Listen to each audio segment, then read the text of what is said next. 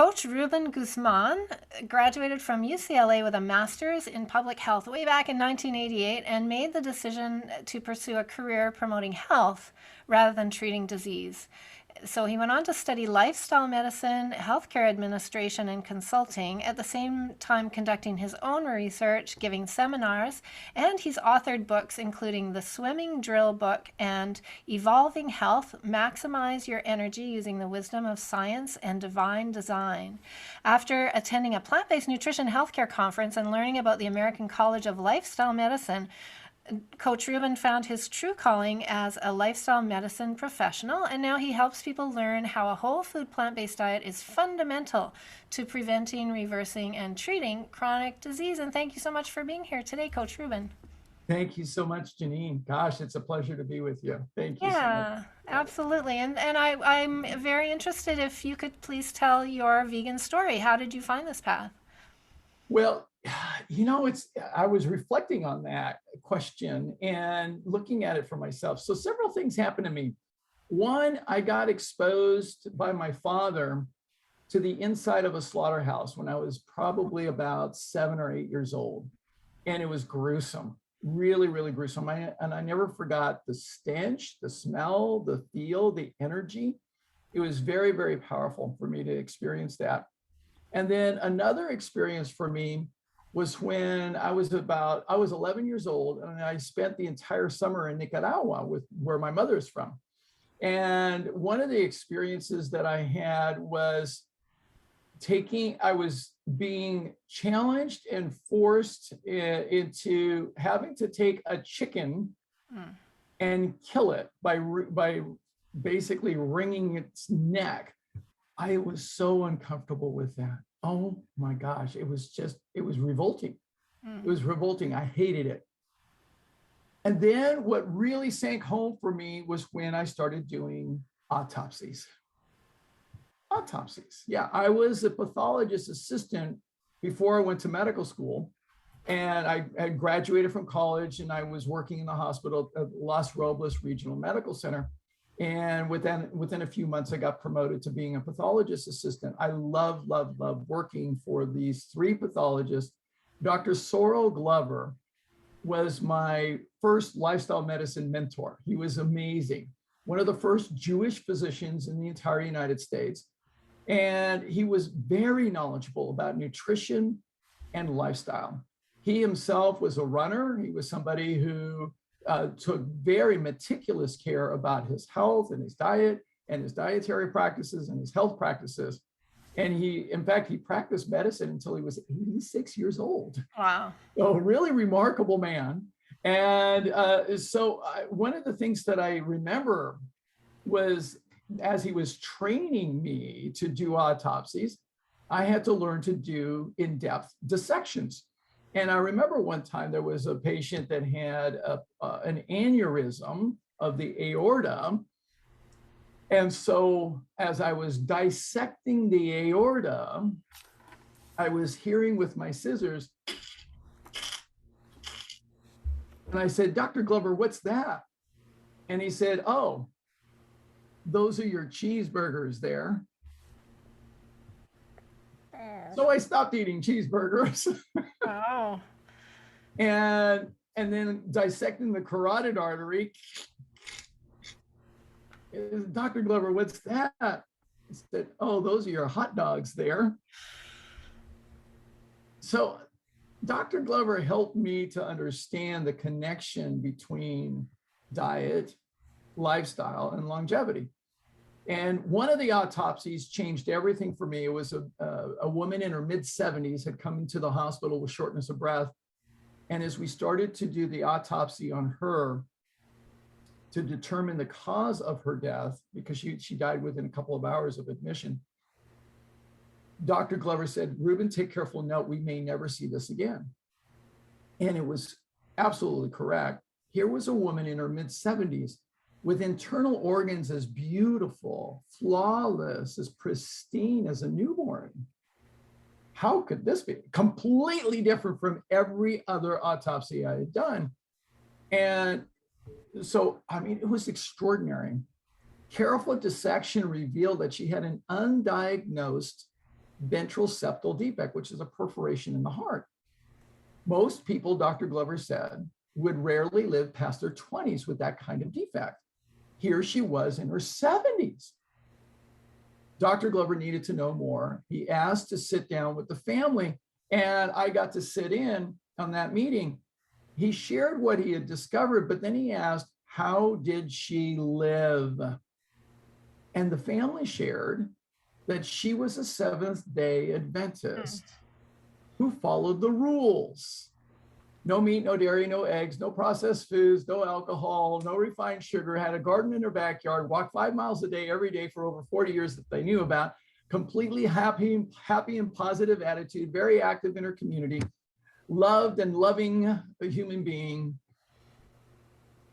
And that led to a whole series of conversations that Dr. Glover and I had about the connection between lifestyle and starting to study the Seventh-day Adventists. I started studying the Seventh-day Adventists back then.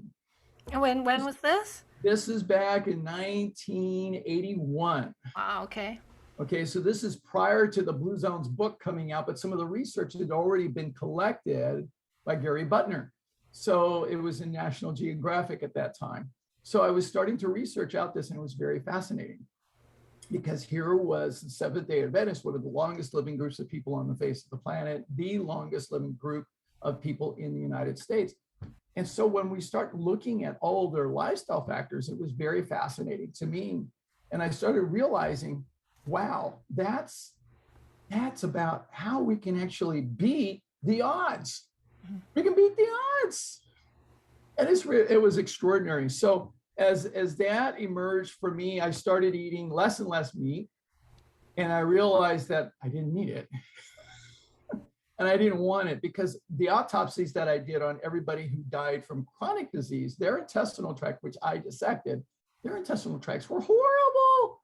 I mean, horrible.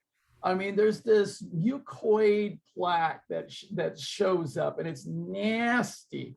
It's nasty. The folds are flattened out. The meat does not, I always tell people, look, meat does not digest in the human intestinal tract. It rots and putrefies. That's it. It's nasty. It is really, really nasty. So I got to experience that firsthand, and it was extraordinary to witness that. So as a result, that led me towards being able to do more and more in terms of changing my diet and my lifestyle. The biggest cement pin went in when I ruptured my Achilles tendon, went down a deep, dark hole, became a junk food vegan for about 4.5 years. And my friend called me chubby one day. And I got really mad at him, but then I got mad at me. And I realized I had done it to myself. And at that point, I knew what I had to do. I already knew. And I always tell people, knowledge is not power. It's the application of knowledge that gives us power. So I changed, and that was late January 1995. At that point, I made a complete, total, solemn commitment to never turn back. And I went completely vegan, completely plant-based for my health. I made a complete change, started exercising. I lost the 55 pounds that I had, got additional weight in about a year, and I've been healthy and fit ever since. But more importantly, I've been educating people how to change their lifestyle ever since. That is a great story. That is. I just a couple of comments. I find it interesting. I've learned that when this anger response comes up, right? It's often, I think, if not always, if I sit with that feeling and like, what is it really that I'm angry about? That this person, all they're doing is saying words. Why is that? And it's really revealing. I've found about truths within myself that are being challenged that maybe aren't so true. And yeah, so I think that's a wise thing to do. Is when that anger comes up, it's kind of a message to us to, there's something here you might want to think about. The other thing about the Seventh-day Adventists. I've interviewed Sharon Palmer a couple of times. She's a dietitian in Yeah. California somewhere, and she came from a Seventh-day Adventist family. And I asked her, what is it about Seventh-day Adventists? Like, why is it the animals why are they plant-based for so many generations? And she said Mhm. it's actually it's a religious thing, It's that, biblical. right? They Yeah. believe the body is a temple, and Yes. right. So Yeah. cool. And then my final question for you is, why did you ever find out why your dad took you to a slaughterhouse? What an interesting Well, experience. so my dad loved meat. Okay. So he had friends that said, "Oh, you can get a good price on meat." And we didn't have a whole lot of money, so he wanted to get his meat. So he found out that he had a friend that if he went to the slaughterhouse, he could Okay. actually get a discount on getting a big amount of meat. Right. So that's why he took me with him. Okay. Yeah, Interesting. yeah. I was Yeah. probably Yeah. about 7 or 8 years old when I went. It was gruesome. Right. It was Yeah. gruesome. Yeah. Yeah. All right. Well, now here you are, and this is so amazing. So you've written a couple of books. I'm interested to know. I think you said that your swimming drill book was a Yes. huge seller around the world. Were you a swimmer yourself? I was a swimmer. Yes, I swam in high school and college and as well. And I coach swimming now for well over 40 years. And I've loved coaching swimming and being a swimmer myself. And my youngest son is my protege, if you will. My final one, maybe. We'll see what happens if I continue to coach after this. But he is a junior at UC Santa Cruz, majoring in economics. He's doing extremely well, and he solves a Rubik's Cube in about 22 seconds. And he's been a 4.0 for the last 4 quarters. And he is also a swimmer on the UC Santa Cruz swim team. And he helped the Banana Slugs, yes, that's their mascot, to win their first ever conference championship. So he finaled in all 5 of his events, and he has been a completely plant-based athlete for the last 9 years. Wow. And he is 45% muscle, 9% body fat. I would love to show you pictures. It's rather extraordinary. So he's a great he's 6'5", 185 pounds of lean muscle. And he's an outstanding athlete. And his goal is to reach the United States Olympic trials in 3 more years. Wow. And Yeah. and So so I've been is coaching swimming, yeah, a long time. and is that sort of the point of the swimming drill book, is to encourage competitive athletes in that category? Well, so the drill book, how that came about is that I'm a fanatic for stroke technique, and I've been a teacher. So I've broken things, learned how to play basketball, the other love of my life. And I learned how to do that because I was the biggest klutz there was in 7th grade.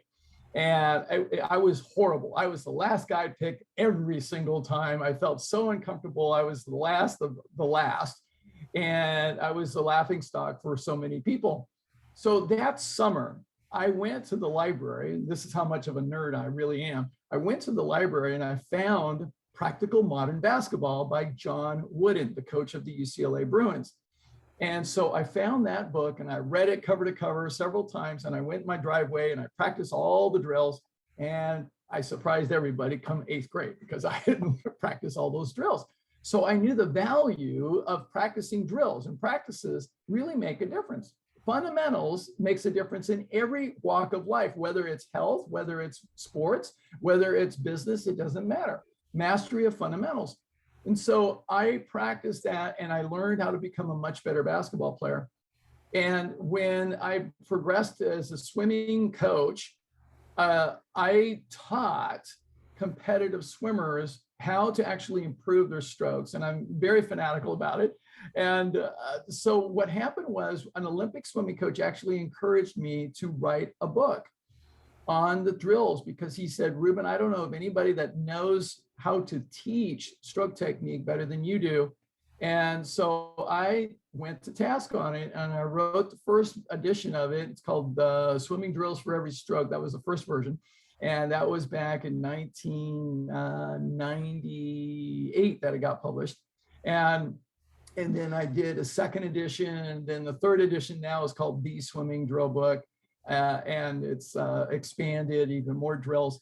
And it's the first comprehensive drill book in the sport of swimming, and it covers all the fundamentals: stroke technique, all the four strokes, starts, turns, finishes, sculling, kicking, everything. So it's designed to empower anyone who wants to improve their swimming to break it down step by step and to become more proficient. Right. Whether they're pursuing being a triathlete, or whether they're pursuing master's swimming, whether they're pursuing competitive swimming for their children, whatever it is, it doesn't matter. And I'm proud to say it's been translated into 5 other languages and it's used all over the world.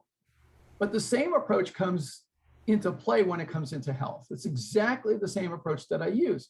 It's let's figure out what are the fundamentals, break it down so that we can make it step-by-step approach and build one habit on top of another habit on top of another habit.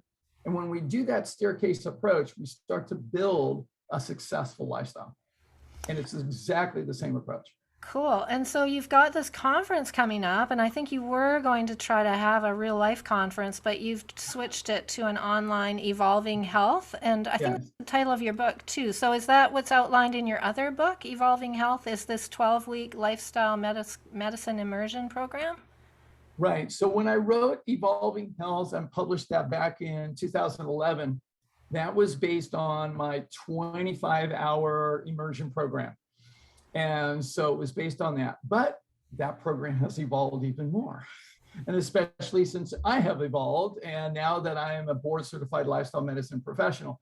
So my program now it's a comprehensive lifestyle medicine immersion program. I'm so proud of it. And it's really a transformational program.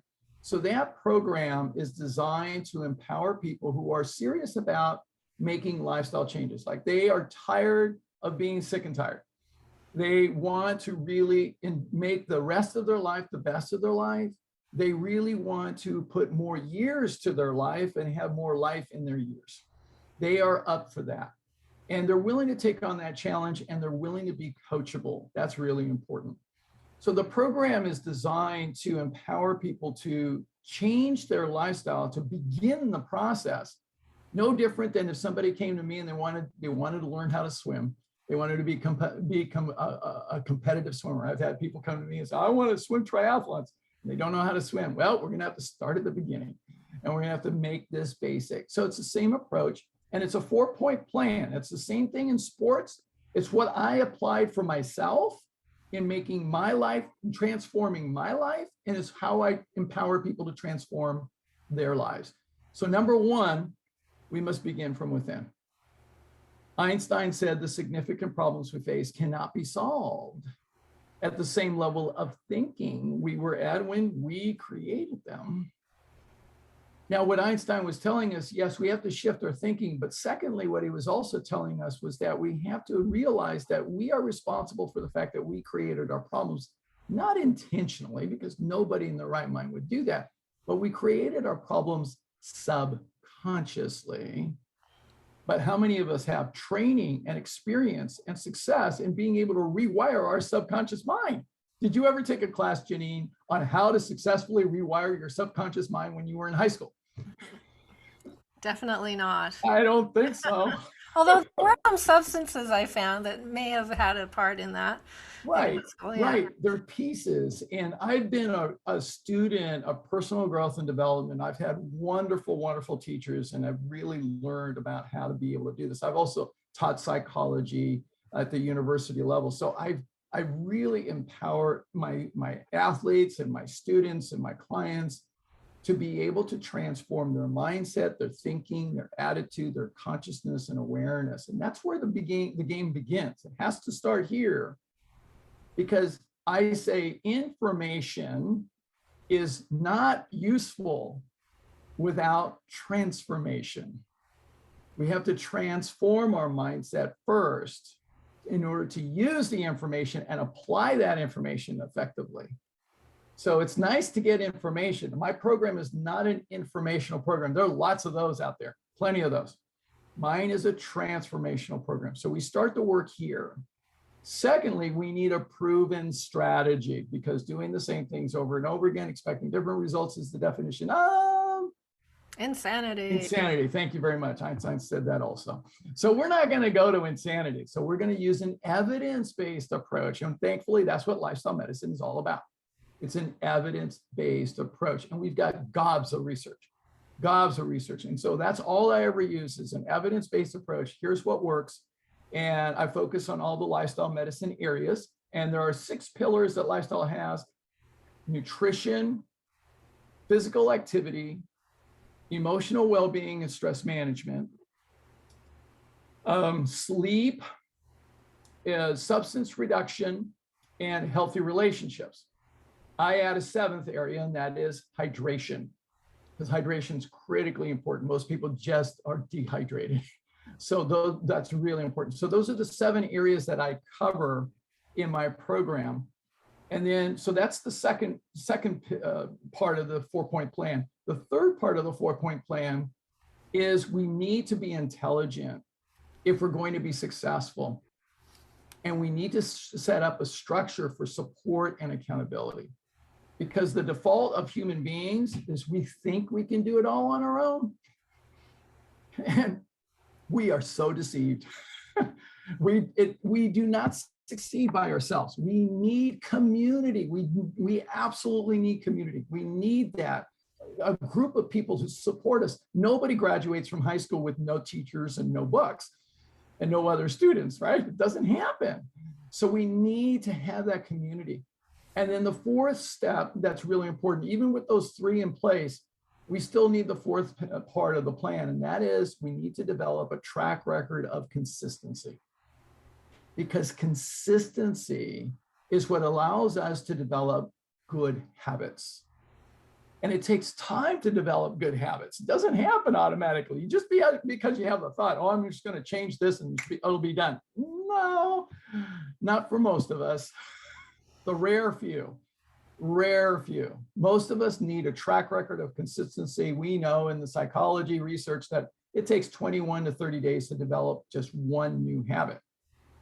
But how many habits does it take to change a lifestyle?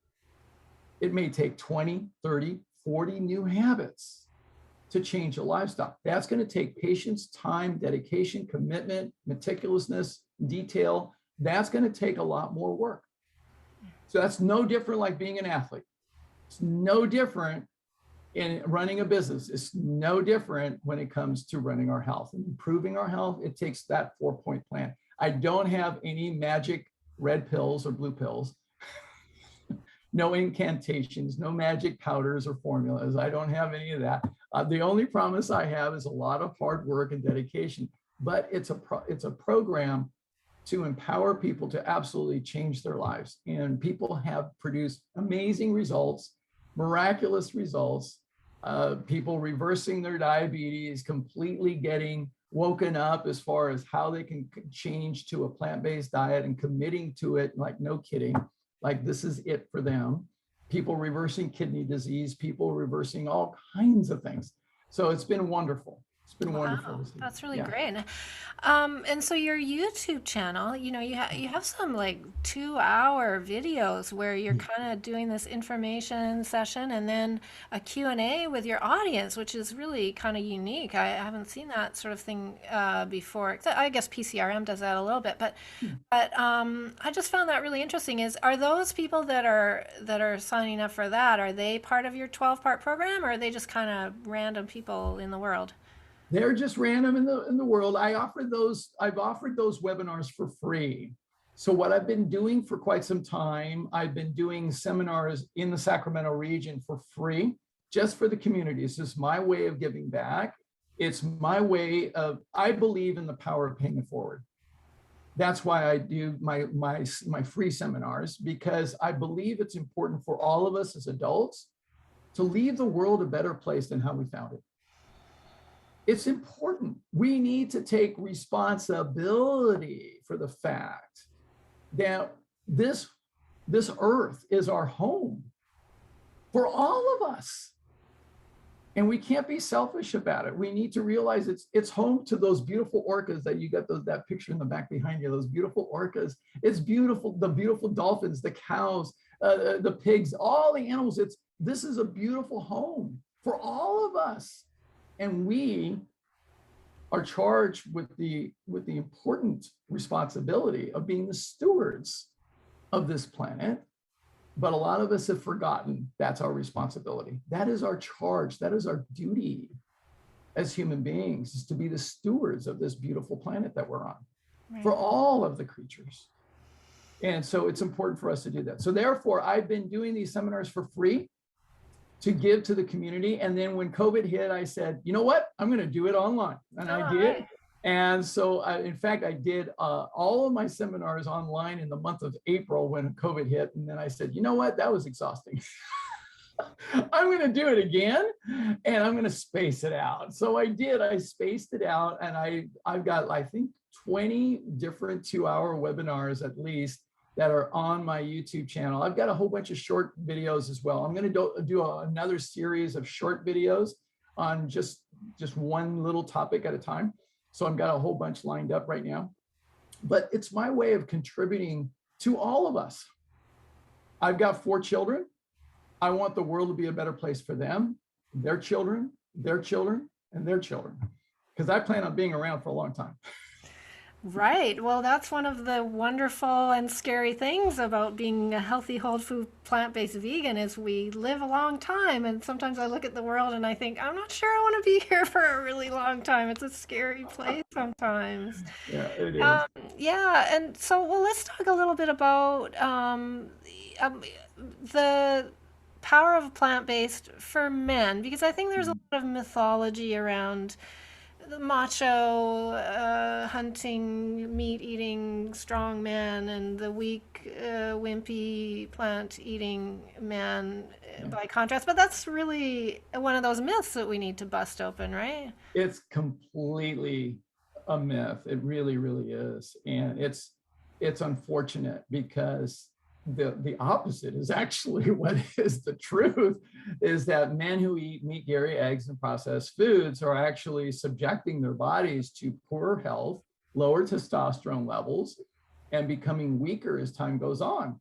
And so they're not stepping into the masculine. And to me, the healthy masculine, there's this wonderful book that I encourage all men to read. It's a wonderful book called The Masculine in Relationship, a blueprint for inspiring the trust, lust, and devotion of a strong woman. Isn't that inspiring? If I was a man, I'd be buying that book for sure. Get all over it. It's excellent. It's excellent. And one of the things that we have to realize, the masculine has been portrayed in the media. It's this cowboy on a horse smoking a cigarette. It's eating, it's what beef, it's what's for dinner. It's all of this kind of mentality that has been done in the marketing to promote sales. And men have been hooked into it. They really have. And the movies have done this as well. All of that is just all promoted it, but that's not the healthy masculine. It really isn't. The healthy masculine is the peaceful warrior. The healthy masculine is the steward, is the wise steward. The healthy masculine is the protector, is the gentle man. It's the gentle man. And to me, one of the things that I've taught all my 4 boys, and I tell all men, look, if you want to be true, powerful masculine, learn to dance. Learn to dance with a woman and partner dancing, especially salsa dancing. I've been a salsa dancer for over 20 years. All right. I tell men, look, you need to be able to have the knowledge, the confidence, the trustworthiness to be able to handle a woman so you can dip her and she can have a smile on her face. Now, if you can have that, now you're stepping into the true masculine, because now you're a protector. You're somebody who protects not only the women and children, you protect all of life. You protect all of life, all the creatures, all the things on the face of the planet. We are the stewards. We are the protectors. So if we're going to be in the powerful masculine, we need to step into kindness and compassion and generosity and being able to really step into that role. That is what's not portrayed in the media. And yet that is the powerful master. That is a different kind of power than what we've been taught. The power to destroy, Yeah. right, Right. is what we hear about, or the competitive Yeah. drive, and Mhm. is at the top of the pyramid and all of that. And yeah, it doesn't work for men, and it doesn't work for women who try Doesn't to work for play that me. game either, right? No, it doesn't.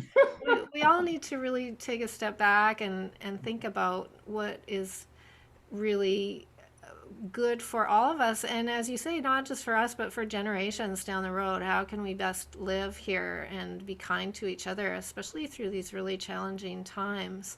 Yes. So, and now there's, I mean, when you started out, there wasn't really the science to support. Well, I suppose there was a Seventh day Adventist, but there wasn't a lot of science to support the power of plants and in promoting healthy, strong, athletic, even bodies, right? And but now there's so much research.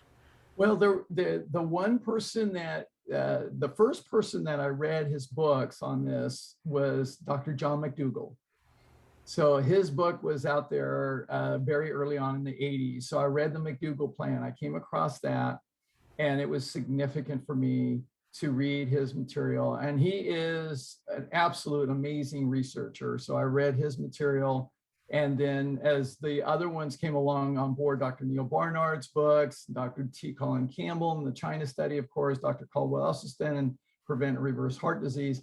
Those are some of the major trailblazers that I got introduced to early on. But the Blue Zones research was very interesting for me to start to look at, because the commonalities as they were starting to do the research on them was very interesting. And when you look at the dietary components of the populations in the Blue Zones, it's very interesting, because in the United States, the average American is only consuming 12% of their diet from fruits and vegetables. Wow. It's absolutely horrible. Now, in the Blue Zones, the worst is the Nicoya Peninsula with 58% plants, all right, over half. And the best is Okinawa with 98% plants, and they have the best health outcomes. And when you say the best, yeah, what does that mean? And why are they called the blue zones? So they're called the Blue Zones because these are the areas that have the highest concentration of centenarians, people over the age of 100. So they have the longest living groups of people on the face of the planet. So those are the five. There's the Nicoya Peninsula, Icaria, Greece, a part of Sardinia, Italy, the Seventh Day Adventists in Loma Linda, California, and the old group in Okinawa, Japan. So those are the five areas, and we've got a lot of research on them. We've analyzed their diets now. We've analyzed their lifestyles. We've looked at a lot of different things and a lot of components, and it's very consistent. Living what I call a parasympathetic life, living a life where you're predominantly in the parasympathetic branch of the central nervous system, which is peace and pleasure and harmony and love. That's the parasympathetic branch, as opposed to the sympathetic branch. And the sympathetic branch is stress and survival, fight or flight, and freeze and fold, all those things. What most of us don't realize is that the thoughts that we think affect which state we're in. If we've got stinking thinking, we'll be in the sympathetic. If we've got positive thinking, we'll be in the parasympathetic state. The words that we speak, if we speak harmful, critical, cynical, skeptical, negative words, complaining, gossiping, we'll be in the sympathetic state. Our whole body will be in the sympathetic state. If we're saying uplifting, encouraging, positive, loving words, kindness, then we'll be in the parasympathetic state. The third is the actions that we take. So if we say one thing and do another, then we'll be in the sympathetic state. If we are true to our word and we're living a life of integrity, then we'll be in the parasympathetic state. The company we keep, we have so much research on this. If we surround ourselves with people who are cynical, skeptical, critical, negative, gossiping, complaining, and we're watching the news, guess what? We're going to be in the sympathetic state. If we surround ourselves with uplifting, encouraging, supportive people who love us and support us in every which way, then we will be in the parasympathetic state. And the fifth area that I say really significantly affects our central nervous system is the food that we eat. Now, most people never think of this, but food, everything, in fact, affects our central nervous system. Everything, particularly our food. So guess what? Meat, dairy, and eggs, processed foods, all put us in the sympathetic state. Whole grains, legumes, fruits, and vegetables all put us in the parasympathetic state. That's why I'm vegan for life. Vegan for life, right? You know, the only thing that sort of triggered me there was I'm sometimes skeptical. Like sometimes, you know, when for example, I used to get sucked in by commercials that told me I need milk for my calcium or things like. I think where does critical thinking fit into that? You know? Critical thinking is a very, very important thing, especially in today's world. And it's not being skeptical to the point where you're just having a negative viewpoint about everything. So that would be a skeptical mindset. Whereas if we have a critical thinking mindset, let's think this through. Let's look at it. For instance, let's look at some of these research studies that people are proposing, right?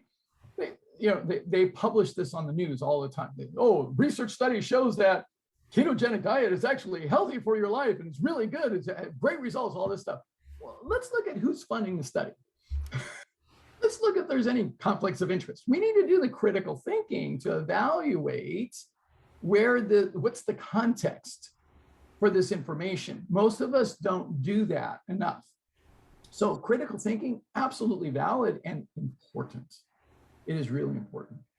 And so it's important for us to have that. That doesn't mean that we have a negative perspective. Oh, that's just that person again. I don't believe anything that she says. That's a judgment call. That's being skeptical right out the gate and making an assumption. So we have to be careful not to make assumptions. That's the thing.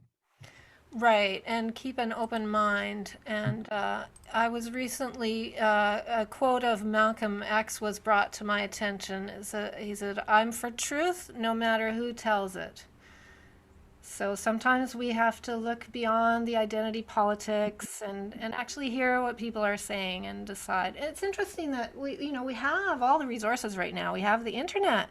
We can all do extensive research if we want to, right? So, okay, well, you mentioned ketogenic diet, and I know one of the sort of hot topics right now is about reducing weight. I guess that's always an ongoing thing, but especially after people have been in isolation and have maybe put on some weight. And I think one of the things that attracts people to a ketogenic diet is that you can lose weight. But now we're starting to understand the long-term implications of ketogenic as well. And I think you've been researching that a bit, hey? Absolutely. I mean, weight loss is something that so many people are so consumed about, and it's very interesting. It's absolutely, in my opinion, the goal to lose weight is the wrong goal. It's a horrible goal because it's an outcome goal. And what we need to do to be effective in changing our lifestyle is focus on process goals, actions that we can take and develop consistency around. That will lead to eventually the outcome goal, but focus on the process, not the outcome alone. So people make it's a very significant mistake that people make. As a result of their outcome goals, they get desperate. They want something that'll quickly lead to a change.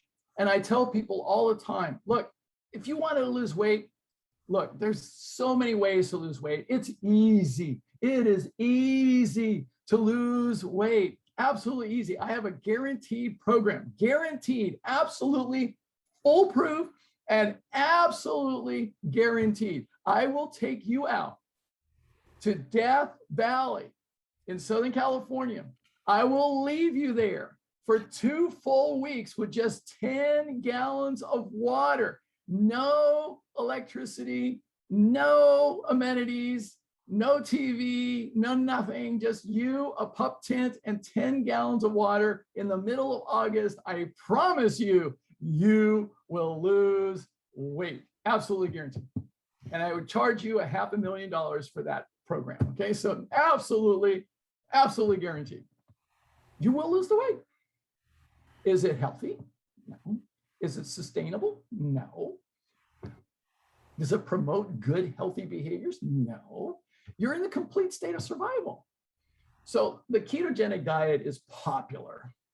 Why? As Dr. McDougall says, people love to get good news about their bad habits.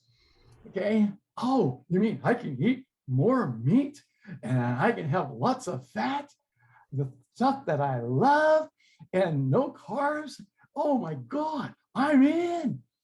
Sells like hotcakes.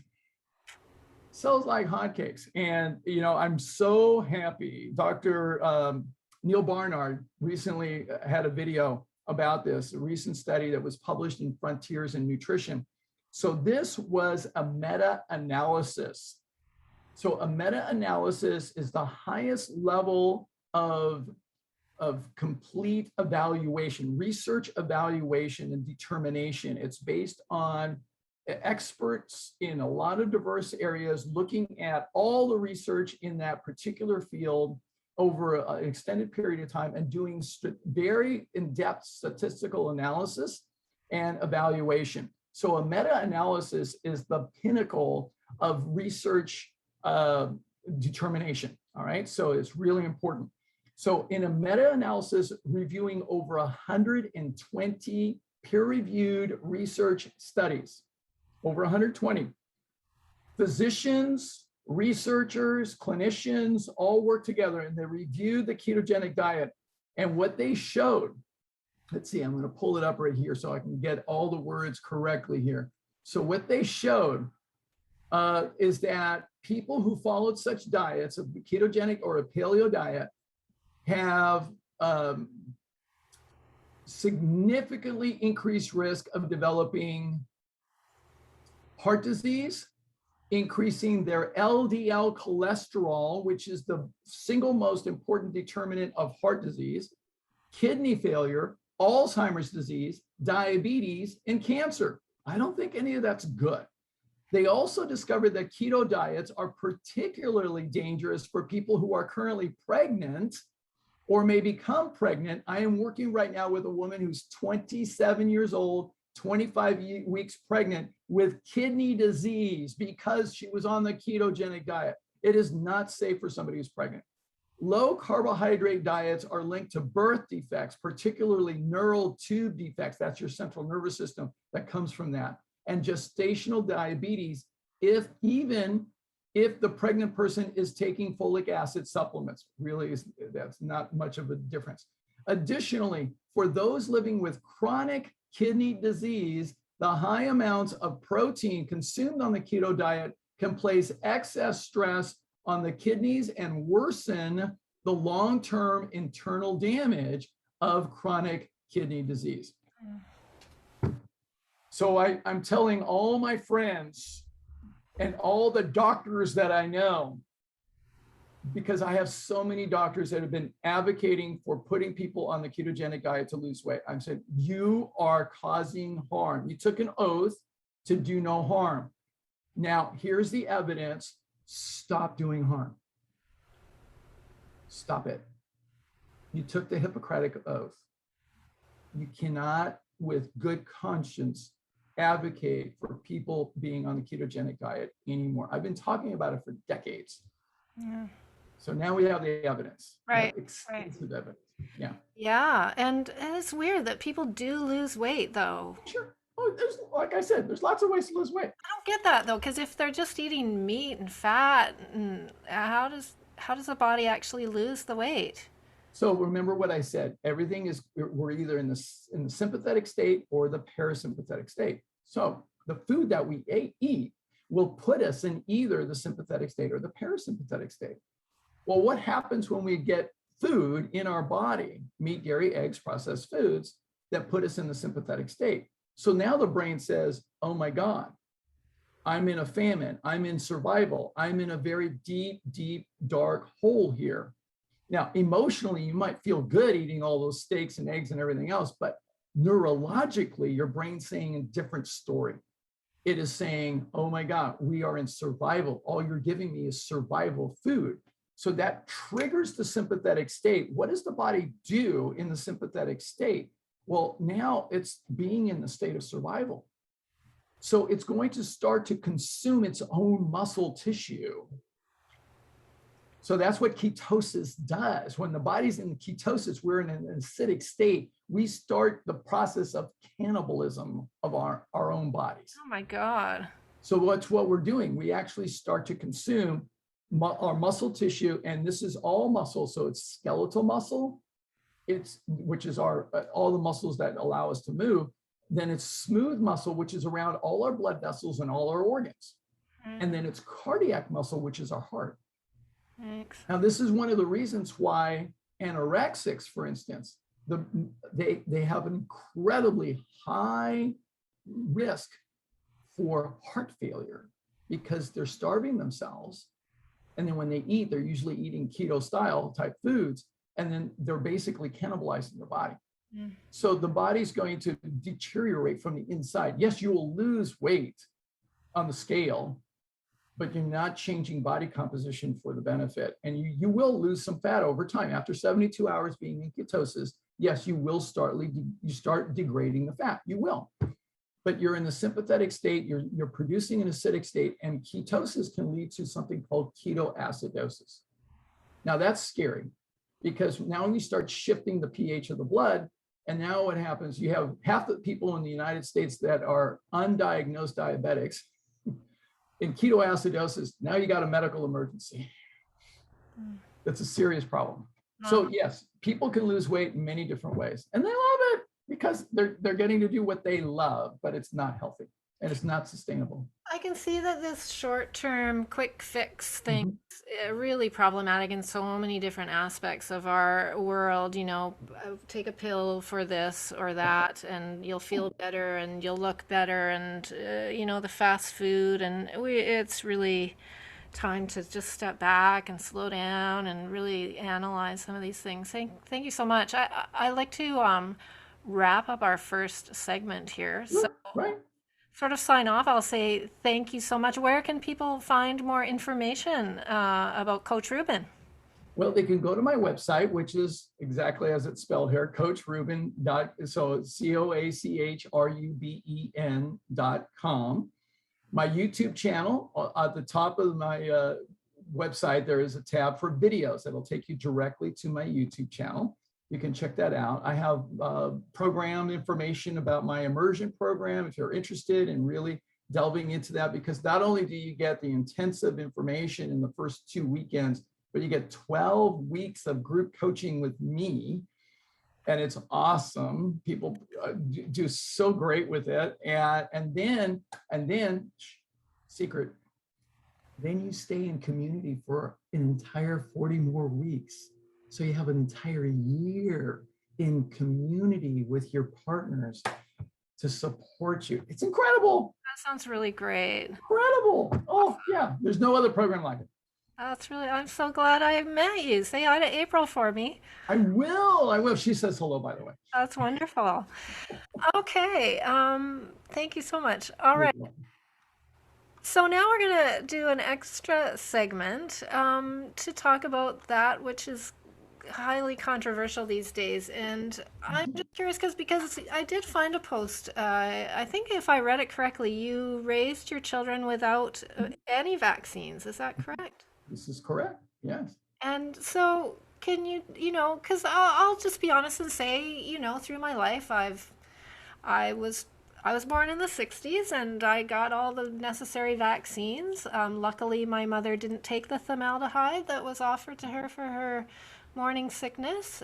She really was not ever into taking drugs unnecessarily. We ate a whole food diet. I mean, it wasn't all plant-based, but it was homemade, and it was not allowed to process. I wasn't allowed chips and pop and stuff like that. So a lot of things I'm very grateful to my mother for.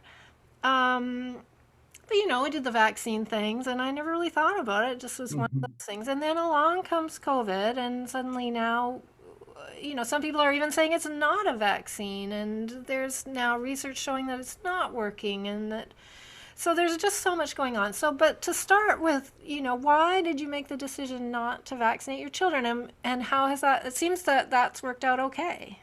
It's worked out quite well. In fact, they're so much healthier than the rest. And of course, they've come across the government or organizational pressures now that my sons have gone into college. And now for my son to swim on the swim team, he has to be vaccinated. Okay. So, and that's a requirement by UC.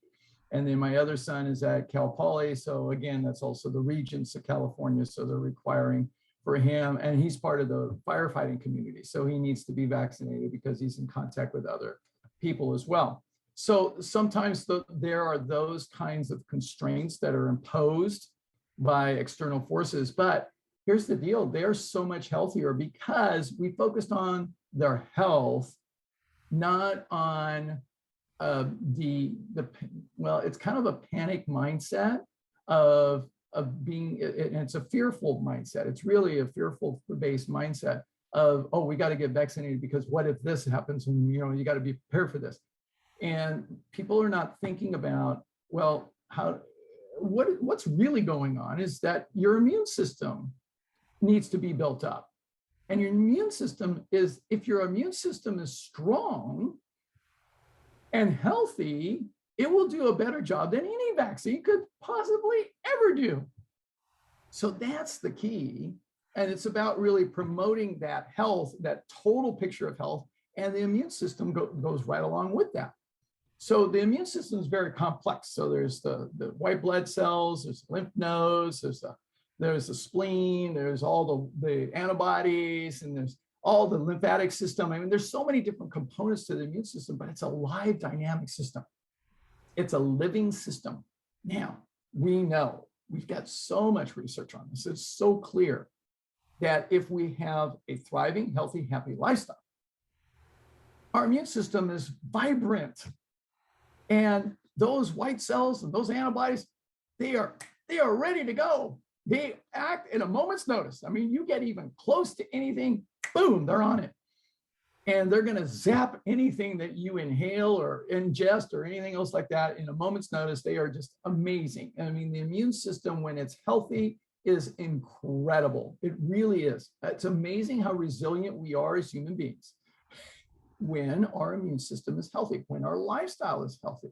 So if we teach people to have optimal health, then what happens? Our immune system is actually stronger. What's interesting, when it comes to COVID, there was a study done in Britain, in England, and they compared natural immunity from people who actually got infected with the COVID virus to those that were the immunity from people who administered vaccines.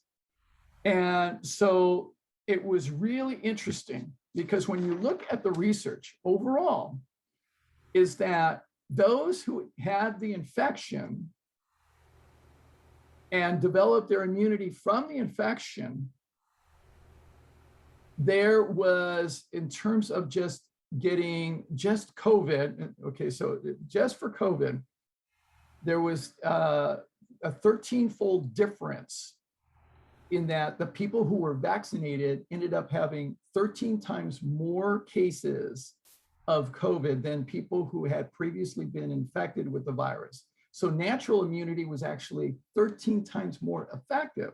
Now, when it came to symptomatic infections, now people actually having symptoms, those who were vaccinated previously getting reinfected 27 times more than those who had previously had the actual infection. So natural immunity was 27 times more effective in preventing what we call a breakthrough infection. Okay, so that's very interesting. And even in hospitalization, there was an 8-fold difference. So here's the thing. And when we look at that research, and then we look at the research that was published in the British Medical Journal just a few weeks ago, that we show with healthcare workers, over 3,000 of them in 6 different countries, that the ones who were more plant-based in their diet, and we didn't even say strictly plant-based, we just said more plant-based, okay? More plant-based, they had 73% less risk of COVID infection than baseline. And then those who had the low carb or ketogenic diet had a 48% greater risk. And why is that? It's simple. When we've actually seen the videos, I've seen the videos, and they've shown how the virus actually attacks the cell. And they've been actually able to put tracers on all the different molecules, and they show that what the virus loves is cholesterol. Okay, I'd heard fat. Would that be the same thing? Well, the fat, it's even more specific. It's the oxidized cholesterol. Oh, okay. So it's the oxidized cholesterol, which comes from where? Oh. Where do we get that oxidized cholesterol? Oh, meat, dairy, eggs, and processed foods. Hello. Right. The virus, to me, is sort of like the Sodom and Gomorrah for the human planet, for the whole planet, for human beings, because we've caused this. We generated this because of all the animal agriculture that we've done. Animal domestication over the last 10,000 years, and everything that we've done since then has led to this development. And we're at a point now, we're at the brink.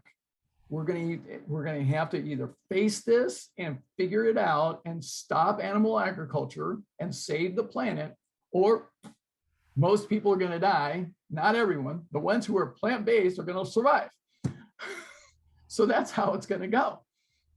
So it's a matter of us realizing that we need to build the immune system. And the best way to do that is a whole food plant-based diet and a healthy lifestyle, all of it, the exercise, the hydration, the emotional well-being and stress management, the healthy relationships, the substance reduction, all of those things are important. That's why lifestyle medicine is needed more now than ever, and it really makes a difference. And it's really interesting too, that there was another study that was done, and they showed that, and this was a big study, it was over 500,000 people in the United States and in Britain, the UK, and they tracked the diet using the smartphone from the beginning of the pandemic. And so out of over 500,000, 592,000, 32,000 developed COVID. And what they showed is that for severe COVID, the people who were more plant-based had 41% less risk, which is consistent with the healthcare worker study. So it's very consistent. So Dr. Neil Barnard has this on his exam room video. It's really good. I encourage people to watch it. It's well done. And it's what we need to realize is, and what's not being talked about. Dr. Fauci never talked about this. Okay, we need to build the immune system. We need to teach people how to do that. It's not being talked about. They're absolutely not talking about that in Canada either. It's so frustrating. You know, the solution is all about this is the threat. This is the solution. It's the only solution. We're not even going to acknowledge natural immunity when we roll out this whole passport thing. Who cares if you have natural immunity? You have to get this toxic chemical from these for-profit corporations. But yeah, I mean, if they were really healthcare workers, why are they talking to us about how to be healthy in the first place? They assume, and much of the medical community does this, they assume that people are not willing to change their lifestyle because they think it's too hard for them to do it. So they ignore it. Yeah, it's a warped mindset. It really is. It's rather warped. I was in medical school. I can tell you, I mean, the nutrition course that I took in medical school was a whopping 10 hours. Half of it, we studied kwashiorkor, marasmus, beriberi, and scurvy, which we haven't seen in over 100 years. The other half, we studied all the micronutrients and the macronutrients. That was it. That was it. 10 hours, nothing related to chronic disease or infectious disease whatsoever. Nothing related to the immune system. When I took immunology, there was nothing in the course of immunology about diet and the immune system. It wasn't there. It wasn't there. one of my good friends, Dr. Leonard Ranasinghe, a brilliant MD, PhD, he wrote a book called Diet and the Immune System. And connecting how we can actually improve our immune system by changing our diet and getting all of the important adaptogens and all the important features of nutrition that only whole food plant-based foods can provide. Right. Only. And I love the work of Dr. Brooke Goldner. Brooke Goldner wrote Goodbye Autoimmune Disease, and she cured her lupus, Goodbye Lupus. Absolutely phenomenal. So I recommend to everyone, the one thing you could do, if there was one thing you could do, is you hypernourish. You hypernourish. Even if you're on a plant-based diet, I recommend that the most important thing you can do is hypernourish.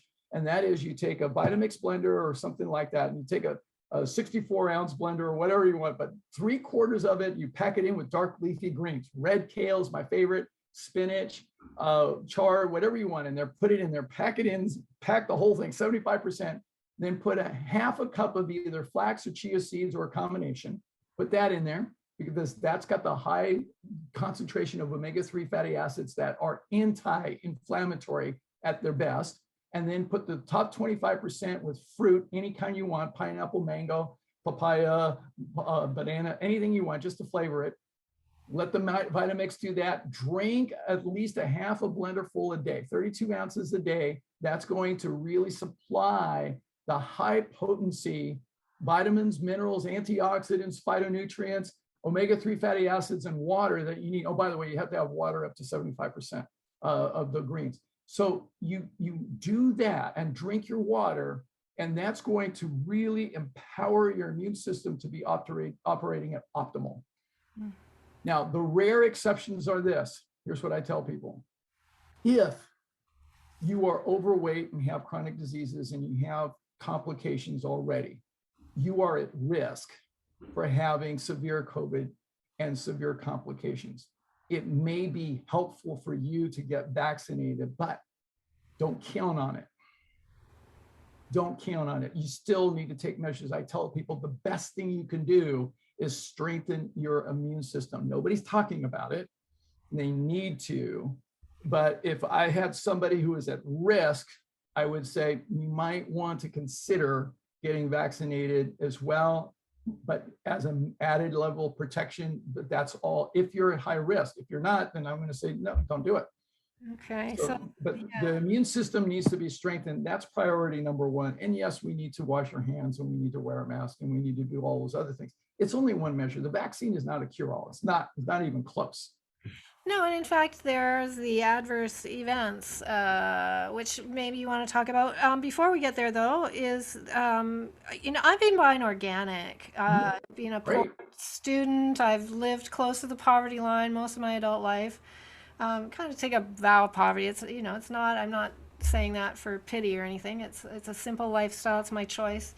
But I've always paid the extra for the organic foods whenever possible. And it occurred to me that genetically engineered crops are sprayed with Roundup glyphosate or whatever it is. And so yes. Isn't the consumption of those over time as well? I mean, that's a fairly new introduction within the last 10, 15 years, right? These the last 20 years, we've seen the increase of the use of glyphosate or Roundup in the preparation of the soil before farming.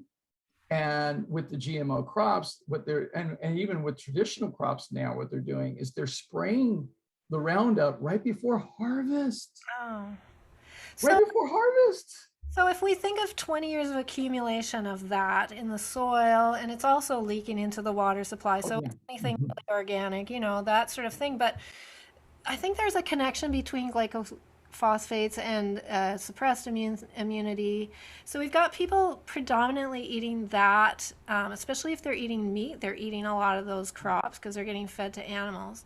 And then we've got the annual flu shot that is really, again, suppressing the immune system. So it's really no wonder that this COVID-19 is such a severe illness. And and maybe if we hadn't done that for 20 years, maybe if we hadn't taken the flu shot and we'd been eating natural foods, we wouldn't even, there wouldn't even be a pandemic.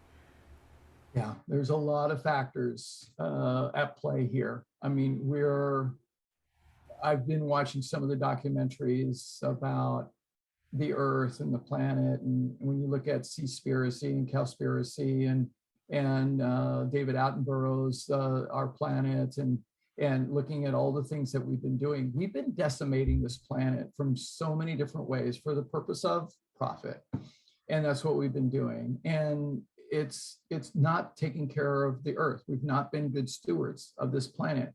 We've been destroying the soil. We've been destroying the trees and which is the lungs of the planet. We've been destroying the oceans, which is also the lungs of the planet. And we've been destroying things simply for greed and convenience and taste and flavor and all those kinds of things. And we're not thinking about being responsible. So one of the things that I learned a long time ago is that freedom cannot exist without responsibility. Dennis Waitley taught me this a long time ago, that on the East Coast of the United States, we have the Statue of Liberty. What we need to have on the West Coast is the Statue of Responsibility. Freedoms don't exist without social responsibility, responsibility for ourselves personally, responsibility for our fellow man, responsibility for our communities, responsibilities for our planet, for the oceans, for the earth, for the animals, for everything. And to be able to do that with kindness and compassion is tantamount to everything else. It really is. And we've lost sight of that. People focus on making money. As the Dalai Lama says, what disappoints him about humanity is that man focuses on making money and sacrifices his health, and then reaches a point where he's now using that money to trying to reclaim his health. And in the process, he's never fully lived. He's not living in the present or the future or the present at all. He's just thinking that he can live forever, and he never does. And that's what we're doing as a species. That's what we're doing. So it's going to take a grassroots movement for us to really spread the word and to capture as many people's attention as possible to show, look, we can't necessarily reverse everything that has been done, but we can each do our part. We can each choose to follow a plant-based diet, whole food plant-based diet, and be organic and really support organic farmers and really being able to do that. We can share that information with others as much as possible. And we can share that with our children, our grandchildren, and everybody else that we can. And we can see what we can do. And I would add, we need to make sure that others can access those foods, because that's a significant problem. Poverty is a proponent, or is a component of ill health. I would say too. It definitely can lead to ill health. So, yeah, it's an opportunity. I think it's a time when we should be, instead of bickering about what this ridiculous grab of all our freedoms for social control is what I see it as. And we're all focused on either promoting that or stopping it, it seems like. And meanwhile, all this other stuff has become lost. All of our social justice and our peacemaking and our environmentalism, and we're forced into one of these two camps, and we're at each other, and we really need to take a step back again and say, okay, I like your idea of let's set a plan, right? Let's create a plan. Let's think about this logically. How can we work together across political boundaries and across, all these great divides that keep us separated? So, absolutely. Yeah, I really appreciate talking with you today, Coach Ruben. Is there anything else that you want to specifically say before we go? Thank you so much. I mean, really, it's an honor and a privilege to be able to spend this time with you and sharing with the people that listen to your program. And thank you for your work in being able to really promote more of this information, which we all need. We all need. We really need this information. All of us need to be able to do this. And thank you. I'm so grateful, and I look forward to being able to contribute to others that listen to you. Oh, that's wonderful. Thank you again, and for all the work that you guys are doing there.